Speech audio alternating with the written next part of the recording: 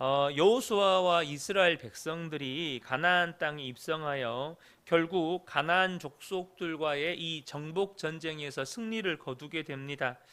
그러나 모든 이 가나안 땅 안에 있는 모든 족속들의 땅을 정복한 것은 아니었습니다. 정복한 일부의 땅을 분배했지만 아직도 정복하지 못한 땅들이 많이 남아 있었죠. 그 지역 중에 대표적인 땅이 오늘 본문에 소개되고 있는 아낙 자손들이 차지하고 있는 헤브론 땅이었습니다. 문제는 이 이스라엘의 지도자였던 여호수아가 나이가 많아서 더 이상 정복 전쟁을 수행할 수가 없었다는 것입니다. 그래서 하나님은 여호수아에게 아직 정복하지 못한 땅들을 이스라엘 지파에게 다 분배하고 각 지파들이 분배받은 그 땅에 들어가서 그 땅을 점령하라고 말씀하십니다. 그 말씀에 여호수아가 순종하여 각 지파별로 땅을 나누어 주게 되는데요. 이 작업이 보통 어려운 작업이 아닙니다. 왜냐하면 예를 들어서 우리나라의 경우에는 각 지방마다 뭐 산지가 더 많고 더 적고 혹은 평지가 더 많고 더 적고의 이런 정도의 차이는 있을 수 있지만 엄청난 편차가 있는 건 아니에요. 그죠? 물론 강원도에는 산지가 너무 많고 뭐 그런 차이는 있을 수 있지만 기후가 너무 심하게 차이가 난다거나 토양이 너무 심하게 차이가 난다거나 그런 차이는 거의 없거든요. 하지만 이 가나안 땅은 그렇지가 않아요. 좋은 땅과 안 좋은 땅의 편차가 매우 심합니다. 그래서 이 갈릴리 호수를 중심으로 한 북부 지역은 굉장히 비옥한 땅입니다. 그래서 여러분 이스라엘 북부 지역은 농산물을 수출합니다. 해외로 농산물을 수출할 정도로 땅이 비옥합니다. 반면에 이 남부 지역의 이 사해를 중심으로 한 이 남부 지역은 굉장히 건조한 이 광야 지역이 대부분을 차지하고 있습니다. 그러니 각 지파들은 자기들이 어떤 땅을 분배받게 될지에 대해서 굉장히 날이 서 있지 않겠습니까? 좋은 땅을 받게 되면 자신들뿐만 아니라 후손들이 살기가 편해져요. 반면에 좋지 못한 땅을 분배받게 되면 그 후손들이 대대로 고생하면서 가난하게 살게 됩니다. 그래서 여호수아가 선택한 방법은 뭐였냐면 각 지파의 수장들을 불러서 이 가나안 땅의 분배를 제비를 뽑는 것이었습니다. 그냥 하나님께 맡기겠다는 것이죠. 그런 상황에서 이 유다 지파의 갈렙이 여호수아에게 나와서 헤브론 땅을 자신에게 달라고 요청을 하고 있는 것이 오늘 본문의 내용입니다. 12절을 보면 그날에 여호와께서 말씀하신 이 산지를 지금 내게 주소서 이렇게 요청을 하고 있습니다. 이 갈렙의 요청은 지금 각 지파들마다 어떤 땅을 분배받을지 이 부분에 대해서 막 날이 곤두서 있는 그 이스라엘 백성들에게 자칫하면 분위기를 험악하게 만들 수 있는 요청으로 보여요. 왜냐하면 땅을 먼저 달라고 요청하는 거잖아요. 지금 이제 누가 좋은 땅 같냐 나쁜 땅 같냐 막 지금 굉장히 막 신경전이 치열하거든요. 근데 제비뽑기를 안 하고 헤브론 땅 달라는 거예요. 좋은 땅은 한정적인데 서로가 좋은 땅을 가지려 하니 여러분 지금 이 만약에 갈렙이 좋은 땅을 달라고 하면 분위기가 어떻게 되겠습니까? 실제로 루벤과 갓과 므낫세 반 지파는 모세에게 요단 동편을 달라고 요청을 했었습니다. 그 땅들은 가나안의 경계 안에 있는 약속의 땅이 아님에도 불구하고 왜 이 루벤과 갓과 므낫세 반 지파는 이 요단 동편의 땅을 달라고 요구했을까요? 두말할 것 없이 살기 좋은 땅이었기 때문입니다. 너무너무 비옥하고 농사짓기 좋고 성읍들이 좋은 땅이었기 때문이에요. 그러나 그렇게 살기 좋은 땅에 살았던 그 루벤, 갓, 므낫세 반 지파는 후에 주변 민족들의 침략을 받고 결국 그 세 지파는 유업을 잃어버리게 됩니다. 자, 우리가 알아야 될 것은, 여기서 먼저 알아야 될 것은 뭐냐면 축복만을 바라고 눈에 보기에 좋은 것만을 따라가는 신앙은 결국 이런 오판을 하게 된다는 것입니다. 나중에 사라져버릴, 정말로 사라져버릴 그것을 붙잡고 살다가 멸망당하는 그런 안타까운 인생을 살게 된다는 거예요. 그 대표적인 인물이 바로 롯입니다. 아브라함과 함께 거주했던 땅이 너무 좁아서 그 목자들끼리 서로 다투게 되자 아브라함이 제안을 하잖아요. 야, 우리가 이렇게 서로 다퉈서 되겠냐? 네 앞에 얼마나 많은 땅들이 있느냐? 네가 좌하면 내가 우하고 네가 우하면 내가 좌할 테니까 먼저 선택해라. 그때 롯이 무엇을 선택합니까? 창세기 13장 10절을 보면 이에 롯이 눈을 들어 요단 지역을 바라본즉 소알까지 온 땅에 물이 넉넉하니 여호와께서 소돔과 고모라를 멸하시기 전이었으므로 여호와의 동산 같고 애굽 땅과 같았더라. 그러니까 지금 롯은 눈에 보기에 정말 축복처럼 여겨지는, 마치 에덴 동산처럼 여겨지는 그 땅을 선택했는데, 그런 롯의 인생의 결과는 무엇입니까? 소돔성이 멸망할 때 모든 것을, 그 땅에서 모았던 모든 재산을 잃었고, 아내도 잃었고, 술에 취해서 딸들과 동침해서 아들을 낳아서 이방 족속들의 조상으로 전락하는 비극을 맞이하게 됩니다. 이처럼 여러분, 눈에 보이는 축복을 쫓아가는 인생의 결말입니다. 모세는 이 세 지파의 요구를 견디다 못해 허락을 해주는데요, 조건부로 허락을 해줍니다. 왜냐하면 이 남은 지파들, 이 2개 반 지파가 빠진 남은 지파들이 그러면 정복 전쟁을 수행해야 되잖아요. 얼마나 힘 빠지겠어요. 그러니까 너희 세 지파가 2지파 반이 빠져버리면 남아있는 지파들이 정복 전쟁을 할 때 얼마나 힘들고 힘 빠지겠냐. 너희들도 요단강을 건너가서 앞장서서 너희들도 함께 싸운 후에 정복 전쟁이 끝나면 요단 동편으로 돌아가라, 이렇게 조건부 허락을 해줍니다. 자, 본문의 갈렙은요, 갈렙이 이 헤브론을 달라는 이 요청은 이 앞선 이 세 지파의 요청처럼 보일 수도 있습니다. 하지만 실제로는 그렇지가 않다는 거예요. 갈렙이 헤브론 땅을 달라고 요청한 것은 이 헤브론 땅이 누구나 차지하고 싶은 그런 좋은 땅이었기 때문이 아닙니다. 여러분, 이스라엘 지파들에게 기피 대상 1순위가 헤브론 땅이었습니다. 그런데 갈렙이 이 어려운 땅을 자원해서 정복하겠다고 나선 것이에요. 이 헤브론 지역은요, 45년 전에 이스라엘 백성들이 가나안 땅을 정탐할 때도 이 정탐꾼들에게 두려움을 주었던 땅이었습니다. 그러니까 아픈 기억이 있는 땅이에요. 이스라엘 백성들이 출애굽에서 한 1년 한 3개월 정도 됐을 무렵에 가데스 바네아라고 하는 지역에 도착하게 됩니다. 그곳에서 하나님께서 모세를 통해 12명의 정탐꾼을 보내게 하십니다. 각 지파별로 한 명 사람씩 뽑아서 12명의 정탐꾼을 보내서 가나안 땅을 40일 동안 정탐하게 하시는데, 그 12명의 정탐꾼 중에 10명의 정탐꾼이 가나안 땅에 대해서 악평하는 보고를 하게 됩니다. 민수기 13장 32절 33절입니다.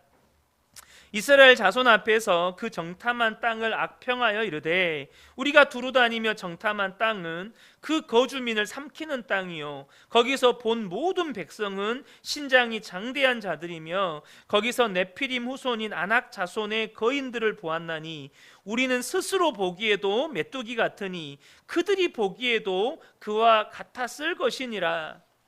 이 10명의 정탐꾼의 결과의 보고는 그들에 비하면 우리는 메뚜기 같은 존재들이다. 우리는 절대 그 땅을 정복할 수 없다. 그들이 뭘 보고 그렇게 두려움에 떨었냐면 바로 헤브론 땅을 차지하고 있는 이 아낙 자손을 보고 이렇게 두려움에 떨어졌습니다. 그러니까 이스라엘 백성들에게 있어서 이 아낙 자손들은 마치 트라우마도 같은 그런 존재들이었습니다. 그러니까 이 보고를 듣고 이스라엘 백성들이 울고 불고 난리를 치는 겁니다.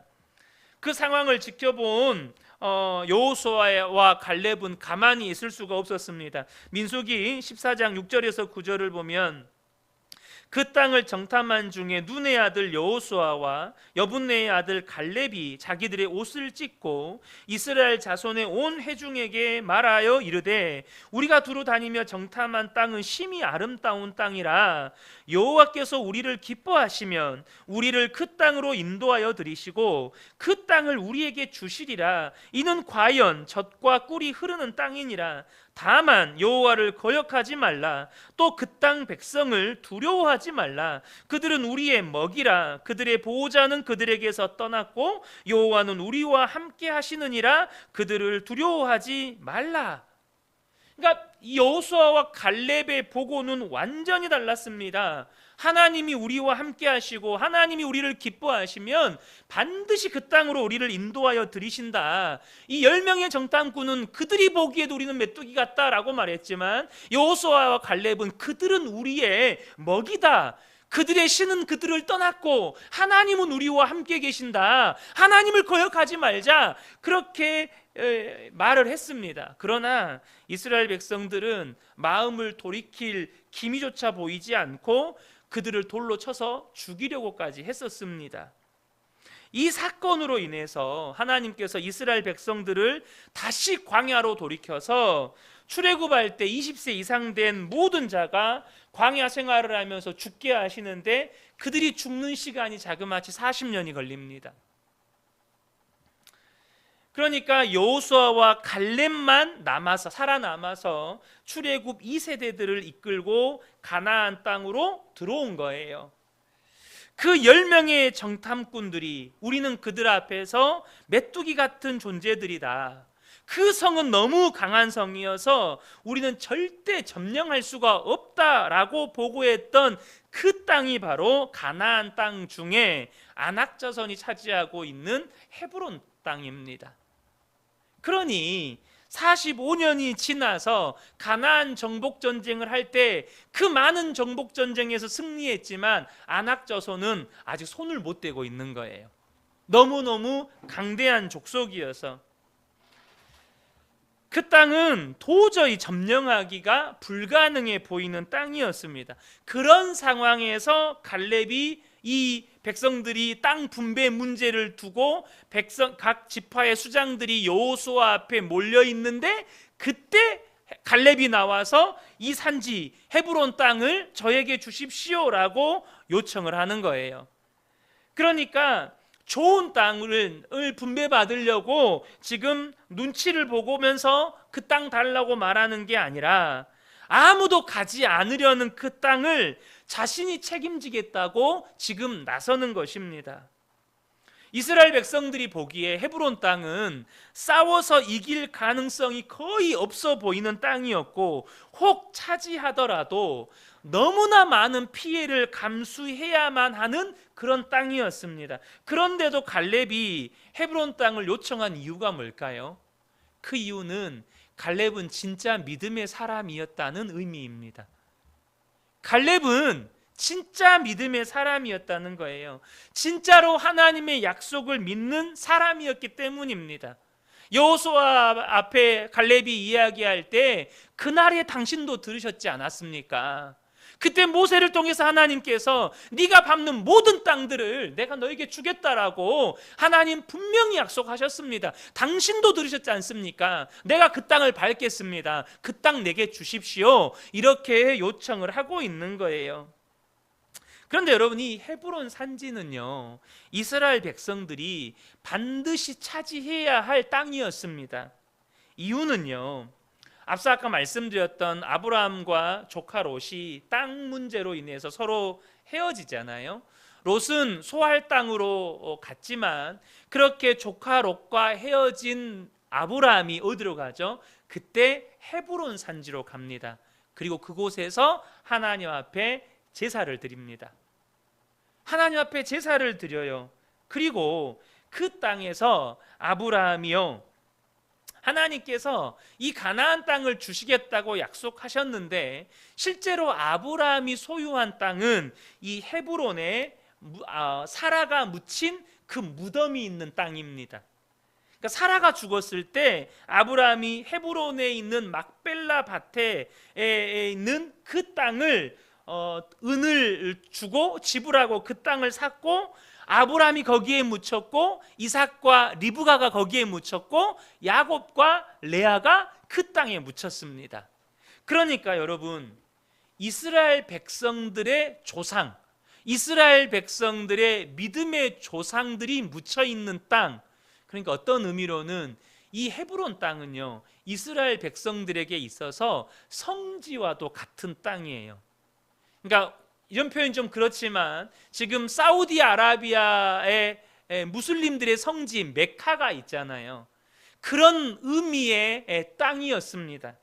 그런데 거기에서 그치지 않고 나중에 헤브론은 다윗의 성읍이 됩니다. 다시 말해서 다윗이 왕위에 올랐을 때 초창기 7년 동안 왕으로서 이스라엘을 통치했던 땅이 이 헤브론 성읍이었습니다. 그러니까 이 헤브론은 이스라엘이 반드시 차지해야 하는 사명지였어요. 사명지. 반드시 차지해야 하는 땅이었다는 거예요. 갈렙은 그것을 알고 있었습니다. 이 땅을 차지하는 게 얼마나 어렵냐, 이 땅을 차지하는 게 얼마나 수고스럽냐, 이 땅을 차지하기 위해서 얼마나 많은 손해를 감수해야 하느냐, 이것을 보는 게 아니라 이 땅은 반드시 차지해야 하는 땅이었다는 것을 이 갈렙이 알고 있었다는 거예요. 그것을 분명하게 깨닫고 있었다는 것이었습니다. 갈렙에게 있어서 헤브론 땅은 사명이었습니다. 그런데 우리가 여기서 하나 짚고 넘어가야 할 것이 이 갈렙이라고 하는 인물의 이스라엘에서의 위치입니다. 앞서 말씀드린 것처럼 갈렙은 여호수아와 같은 출애굽 1세대요. 더 나아가서 지금 출애굽 1세대 가운데 지금 가나안 정복 전쟁을 마칠 때까지 살아남은 사람은 여호수아와 갈렙 두 사람밖에 없습니다. 더 나아가서 이 12명의 정탐꾼 가운데 10명의 정탐꾼이 가나안 땅에 대해서 악평을 할 때 그 땅을 하나님이 주셨다고 믿고 그 땅에 들어가서 차지하자고 점령하자고 믿음으로 외쳤던 인물은 여호수아와 갈렙밖에 없었습니다. 그러니까 여러분, 이스라엘에서 갈렙이 차지하는 위치는 엄청난 여러분 그 권리를 내세울 수 있는 그런 위치에 있어요. 그래서 여러분 갈렙이요, 가나안 땅에서 가장 좋은 땅, 가장 정복하기 쉬운 땅을 먼저 요구할 권리가 있다고 주장을 해도 누구 한 사람 거기에 대해서 이의를 제기할 사람이 없는 거예요. 그런데 갈렙은 자신의 권리를 주장하지 않고 가장 어려운 땅, 가장 사람들이 차지하지 않으려고 하는 땅, 가장 나쁜 땅, 그러나 반드시 차지해야 하는 그 땅을 자신이 책임지겠다고 나서는 것입니다. 그러니 여러분, 지금 분위기를 앞서 제가 설명드렸잖아요. 12지파의 수장들이 나와서 서로가 좋은 땅 차지하겠다고, 우리가 나쁜 땅 차지하면 안 된다고 서로 눈치 봐가면서 지금 굉장히 신경이 날카로워져 있는 상태예요. 어떤 땅을 차지하느냐에 따라서 그 후손들이 정말로 부유하고 평안하게 살 수 있느냐, 아니면 정말로 척박한 땅에서 고생은 하면서 가난하게 사느냐가 결정되는 문제이기 때문에 지금 이 12지파의 수장들은 굉장히 신경이 곤두서 있고 예민해져 있고 그렇게 날카로워져 있는 그런 상태에서 누구도 차지하지 않으려고 하는, 누구도 기피하려고 하는 헤브론 땅을 내가 차지하겠습니다, 내가 가겠습니다 라고 했던 이 갈렙의 믿음의 선택은 그곳의 분위기를 완전히 뒤집어 놔 버린 거예요. 서로 신경전 벌이고 날카로워져 있고 신경이 곤두서 있고 예민해져 있는 그 살벌한 분위기, 어쩌면 정복전쟁 못지않는 또 다른 전쟁이, 눈치 전쟁이 펼쳐지는 이곳의 분위기, 영적 분위기를 갈렙 한 사람의 믿음의 고백이 완전히 바꿔버리는 것입니다. 그러니 이스라엘의 지도자였던 여호수아는 갈렙이 얼마나 고마웠겠어요. 너도 나도 좋은 땅 차지하겠다고 지금 눈을 붉히고 있는데 갈렙이 제일 힘든 땅 가겠다는 거예요. 그래서 본문을 보면 여호수아가 갈렙을 축복하고 있어요. 저라도 그 갈렙을 엄청 축복했을 것 같아요. 여호수아 14장 13절 보면 여호수아가 여분네의 아들 갈렙을 위하여 축복하여 헤브론을 그에게 주어 기업을 삼게 하매. 지금 살벌한 분위기를 이 갈렙의 헌신, 갈렙의 희생, 갈렙의 믿음의 결단 하나가 공동체의 분위기를 완전히 뒤집어 버린 거예요. 완전히 영적 분위기를 반전시켜 버린 거예요. 까딱 잘못했다가는 지파들 안에 지금 내분이 일어나게 생겼는데 이 갈렙의 믿음의 헌신이 완전한 영적인 분위기를 바꿔버린 것입니다. 여러분, 어느 교회나 위기의 때, 어려운 때를 만나게 됩니다. 그런데요, 그 위기나 어려운 때를 극복하느냐 극복하지 못하느냐는 그 공동체 안에 갈렙과 같은 믿음의 사람이 있느냐 없느냐에 따라서 결정이 됩니다. 나의 이익이나 권리보다 주님의 몸된 교회 공동체를 먼저 생각하고 주님의 마음을 품고 오히려 다른 사람을 섬기는 일에 자원해서 스스로를 희생하는 그런 분들을 통해서 교회의 위기와 어려움은 극복되고 이로 인해서 막 분열되려고 했던, 정말 살벌하게 분위기가 냉각되었던 그 성도들의 마음이 주님을 향하게 되는 거예요. 저는 우리 모든 성도님들이 오늘 이 본문의 갈렙과 같은 믿음의 사람이 되시기를 축복합니다. 정말로 공동체의 영적인 분위기를 나의 믿음의 결단, 나의 믿음의 헌신이 완전히 뒤집어 버리는 거예요. 여러분, 여러분의 믿음의 결단으로 인해서 교회 안에 혹은 여러분의 가정 안에 혹은 여러분이 속해 있는 공동체 안에 영적인 분위기를 바꾸어 버린다는 것, 얼마나 놀라운 은혜입니까? 어떤 어려운 사명, 누군가는 책임지고 감당해 줘야 하는데 선뜻 어느 누구에게도 부탁할 수 없는 그 일을 스스로 자원해서 나서는 그 믿음의 한 사람이 얼마나 귀하고, 또 하나님은 그 한 사람을 통해서 공동체를 완전히 뒤바꿔 버리신다는 거예요. 우리도 살아가는 동안에 어떤 결정을 내려야 하는 순간들이 많이 옵니다. 그런데 여러분, 그때마다요, 저와 여러분이 어떤 결정을 내릴 때 축복이나 혹은 나의 이익이나 권리를 먼저 생각하시면 안 됩니다. 어떤 것이 내게 유익이 되는가, 이런 기준으로 결정을 내리시면 안 된다는 거예요. 어떤 것이 사명인가, 어떤 것이 하나님이 기뻐하시고, 어떤 것이 공동체, 교회 공동체를 세우고, 어떤 것이 다른 사람들에게 유익이 되는 길인가, 이 기준으로 판단을 하고 결정하셔야 된다는 거예요. 바로 그 사람이 오늘 본문에 소개된 갈렙이라는 것입니다. 갈렙은 이미 헤브론 땅이 얼마나 정복하기 힘든 땅이고, 또 그 땅에 사는 아낙 자손들이 얼마나 강대한 족속인지 너무나도 잘 아는 사람입니다. 모르고 무모하게 도전하는 게 아니에요. 그런데 여러분, 그걸 알매도 불구하고 그 땅을 자신에게 달라고 나서는 이유는 뭘까요? 갈렙이 믿음의 사람이었기 때문입니다. 그래서 본문에 이 갈렙의 고백을 보면 3번이나 하나님께 충성했다고 고백을 하는데요, 그 중에 한 구절을 보면 8절 하반절입니다.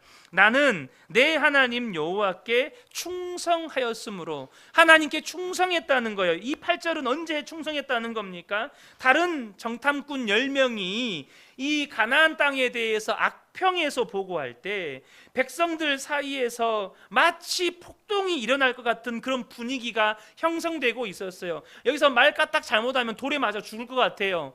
그런데 돌에 맞아 죽을지라도 이 갈렙이요, 하나님의 뜻을 그곳에다 선포합니다. 그것을 충성스럽다고 하는 거예요. 이스라엘 백성들이 그곳에서 반역을 일으킨 그 사건 때문에 이스라엘 백성들이 다시 광야로 하나님께서 그들을 돌이키셔서 40년 동안 광야를 떠돌게 하실 때 갈렙도 함께 광야 생활을 합니다. 여러분 자신이 잘못해서 그런 겁니까? 이스라엘 백성들이 잘못해서 그런 거예요. 근데 그가 40년 동안 광야를 헤맬 때요, 그는 충성스러웠습니다. 뭐에 충성스러웠을까요? 그는요, 자기가 밟는 모든 땅을 하나님이 주실 것이라는 약속을 받았어요. 그리고 40년 동안 광야 생활을 하는 동안에 그 약속을 굳게 붙잡고 살았습니다. 그 약속을 한 번도 잊지 않았습니다. 그 약속을 믿고 한 번도 잊지 않았기 때문에 그는 그때를 준비했어요. 무슨 때요? 정복 전쟁을 할 때를 준비했어요. 갈렙이 가나안 땅을 정탐하러 갔을 때의 나이가 40입니다. 그리고 가나안 땅 정복 전쟁을 수행할 때가 80입니다. 여러분 80 노인이요, 전쟁을 수행하려면 어떻게 해야 될까요? 몸이 엄청 건강해야 됩니다. 몸이 엄청 건강해야 돼요. 그러니까 그 땅을 자신에게 주실 것을 믿고 이 갈렙은요, 자기 몸을 준비한 거예요. 그래서 11절을 보면 모세가 나를 보내던 날과 같이, 이때는 정탐꾼으로 보내던 40세 때였습니다. 그때와 같이 오늘도 내가 여전히 강건하니 내 힘이 그때나 지금이나 같아서 싸움에나 출입에 감당할 수 있으니 나는 85세가 되도록 언제든지 나가서 싸울 수 있도록 자기 몸을 준비했던 거예요. 믿었기 때문에 40년 동안 충성스럽게 정복전쟁에 참여하기 위해서 자기 몸을 단련했다는 것입니다. 여러분 85세가 되어도 나가서 싸우려면 분명히 하나님의 은혜가 있어야 돼요. 분명히 하나님의 은혜 없이는 어떻게 80세 노인이 나가서 무기 들고 싸워요. 그런데요, 하나님의 은혜면 없던 근육이 생기고 하나님의 은혜면 없던 건강이 갑자기 막 부어집니까? 그렇지 않죠. 하나님의 은혜는 그렇게 주어지는 게 아닙니다. 하나님의 은혜가 그렇게 주어지는 거면 공부 안 해도 우리 애들 시험 100점 맞아야 돼요. 하나님은 그렇게 은혜를 베푸시는 게 아니에요. 그러니까 이 갈렙도 광야 40년 생활 동안 자기 몸을 단련하고 준비했던 거예요. 얼마나 열심히 단련하고 준비했겠어요? 80세에도 나가서 싸울 수 있으려면. 그래서 갈렙이 여호수아에게 요청하는 겁니다. 12절에 그날에 여호와께서 말씀하신 이 산지를 지금 내게 주소서. 당신도 그날에 들으셨거니와 그곳에는 아낙 사람이 있고 그 성읍들은 크고 견고할지라도 여호와께서 나와 함께 하시면 내가 여호와께서 말씀하신 대로 그들을 쫓아내리이다. 얼마나 놀라운 믿음의 고백입니까? 여러분 이러한 갈렙의 모습은 다시 한번 우리에게 믿음이 무엇인지를 가르쳐 줍니다. 여러분 믿음은요 억지나 허세가 아니에요. 만약 갈렙의 이 말이 전혀 믿어지지 않는 어거지나 허세였다면 여러분 이미 갈렙은요 가데스 바네아 그 반역 사건에서 살아남지 못했을 거예요. 그리고 이 말이 억지나 허세처럼 보였다면 여호수아는 결코 갈렙의 요구를 들어주지 않았을 것입니다. 그런데 여호수아는 축복하면서 갈렙의 요구를 들어줍니다. 여러분 가나안 정복 전쟁을 5년 동안 했거든요. 그럼 그 5년 동안 갈렙은 어떻게 했을까요? 앞장서서 그 정복 전쟁에 나가서 싸웠다는 거예요. 5년 동안 갈렙이 정복 전쟁에서 어떻게 싸웠는지를 여호수아와 그곳에 함께 모인 사람들은 다 지켜봤어요. 그러니까 갈렙의 이 말이 허세나 억지가 아니라는 걸 다 알아요. 갈렙의 이 말이 믿음의 고백이고 믿음의 선포라는 걸 그곳에 모인 사람들이 다 알아요. 뭘 말하는 것입니까?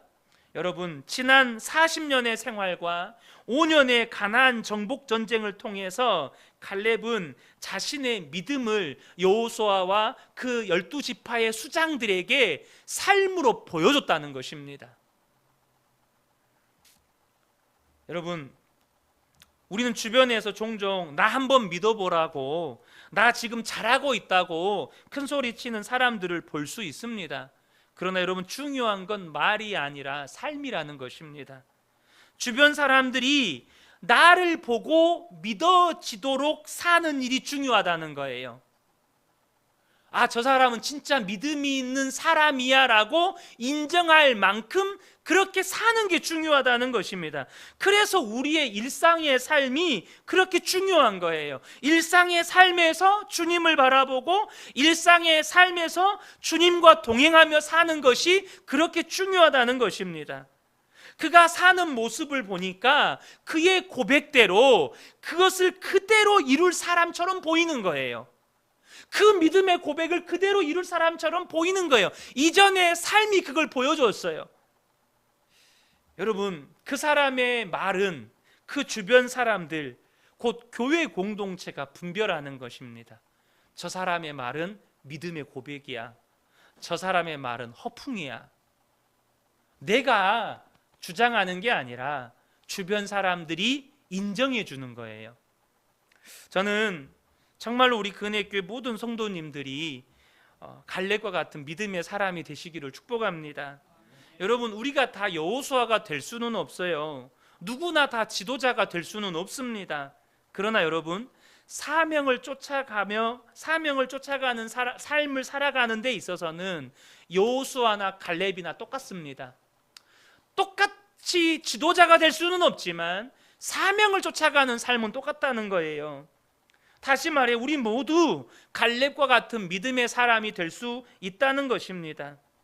그러면 저는 우리 모든 성도님들이 오늘 이 말씀 앞에서 나에게 갈렙의 헤브론과 같은 사명이 무엇인지 진지하게 생각해 보시기 바랍니다. 갈렙에게는 헤브론이 사명이었거든요. 반드시 차지해야 하는 땅. 여러분에게도 갈렙의 헤브론과 같은 사명이 있다는 거예요. 힘들 것 같으니까, 고통스러울 것 같으니까, 많은 손해를 감수해야 할 것 같으니까 아무도 선뜻 나서는 사람이 없습니다.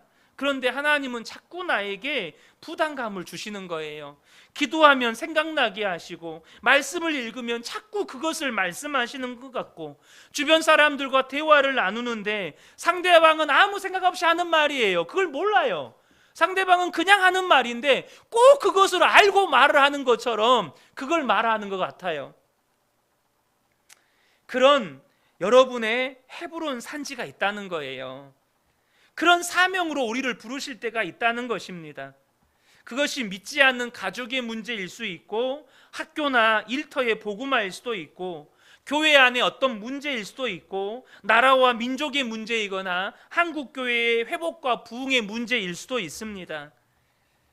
대부분의 이스라엘 백성들은요, 이 가나안 땅을 그저 축복이라고만 생각을 했어요. 그러니까 어때요? 서로가 좋은 땅 분배받으려고 신경전을 펼치는 거예요. 그렇게 힘을 합쳐서 정복전쟁하다가 땅 분배 문제에 딱 걸리니까 서로가 지금 날이 서가지고 까딱 잘못했다가는 무릇뜯게 생겼는 거예요. 그러니까 이것을 축복으로만 생각하니까 자기 이익이 걸리잖아요. 이거 못 참는 거예요. 이게 뭐 난리도 아닌 거예요. 그런데 여러분, 갈렙에게 가나안 땅은 사명의 땅이었습니다. 믿음으로 취해야 할 땅이었다는 거예요. 여러분, 그런데 그런 갈렙이 받은 복이 얼마나 큽니까?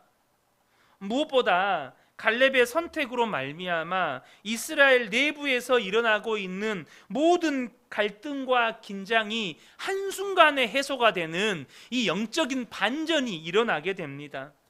우리도 똑같아요. 우리의 일터나 우리의 삶의 현장은 분명히 하나님이 우리에게 주신 축복의 영역이기도 하지만 더 높은 믿음의 차원에서 보면요, 우리의 사명의 자리입니다.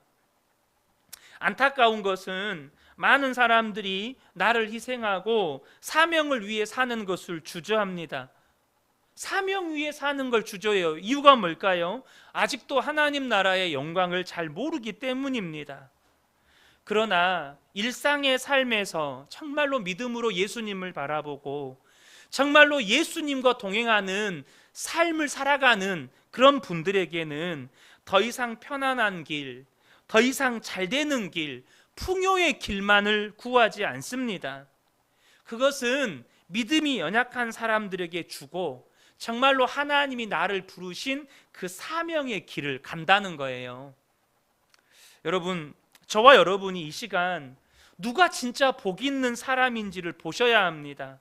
서로 더 좋은 땅 차지하려는 이 이스라엘 백성들인지, 아니면 누구도 차지하지 않으려고 하는 이 아낙 자손이 차지하고 있는 헤브론 땅을 요구하고 있는 갈렙인지, 좀 더 편안하고 안락하고 풍요로운 길을 가고자 하는 이스라엘 백성들인지, 아니면 힘들고 어렵고 손해를 감수해야 하지만 하나님이 부르신 그 사명의 길을 가고자 하는 이 갈렙인지, 진짜 누가 복 있는 사람인지를 저와 여러분이 보셔야 합니다. 갈렙이 차지한 그 헤브론 땅은 여러분 다윗 왕조가 세워지는 땅이 돼요. 얼마나 놀라운 영광스러운 사명을 이 갈렙이 감당하게 되는 것입니까? 사랑하는 성도 여러분, 저는 우리 근혜교회 모든 성도님들을 다시 한번 축복하고 싶습니다.